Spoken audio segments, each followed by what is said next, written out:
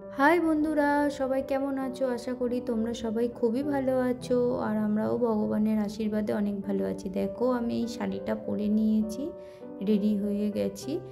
এইবারে আমি আর ইভু যাব ইভুর আন্টির বাড়ি। রাস পূর্ণিমার পুজো, রাসের পুজো, সেইখানে। দেখো, ইভু সোনা এই লেহেঙ্গাটা পরে নিয়েছে। ওকে কেমন লাগছে তোমরা অবশ্যই জানাবে। ওকে বলছি যে তোর চুলটা দেখাতো কত বড় হয়েছে। ও সামনের চুল দেখাচ্ছে। আমি বললাম যে সামনের চুল না রে, তোর টিক্কিটা মাথার পিছনে কত বড় হয়েছে দেখা। দেখো বন্ধুরা, কত বড় ইভূষণার চুল হয়ে গেছে। আর লিজু আমাদের দেখেই যাচ্ছে, তাই লিজুকে বলছে লিজু আমরা যাচ্ছি। আর এই যে আমরা বেরিয়ে গেছি, আমি আর ইভূষণা। ইভুর বাবারও নিমন্ত্রণ ছিল, কিন্তু ও অফিসের কাজে খুবই ব্যস্ত, তাই যেতে পারিনি। এই যে আমরা বেরিয়ে গেছি, আর এবারে ওদের বাড়িতে গিয়েই করব। দেখো, এই যে লাইটিং দিয়ে সুন্দর করে সাজানো, এটাই হচ্ছে আন্টিদের বাড়ি।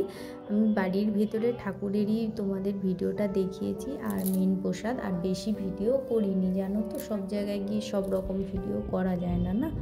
তোমরা তো বোঝোই, সেই জন্য যেইটুকু পেরেছি তোমাদের সাথে সেইটুকুই শেয়ার করেছি। আর দেখো, রাধাকৃষ্ণের যুগল মূর্তিটা কি সুন্দর, খুব সুন্দরভাবে সাজানো, খুবই ভালো লেগেছে আমাদের গিয়ে। আর এখানে খাইয়েছিল পোলাও, আলুর দম, পায়েস আর চাটনি।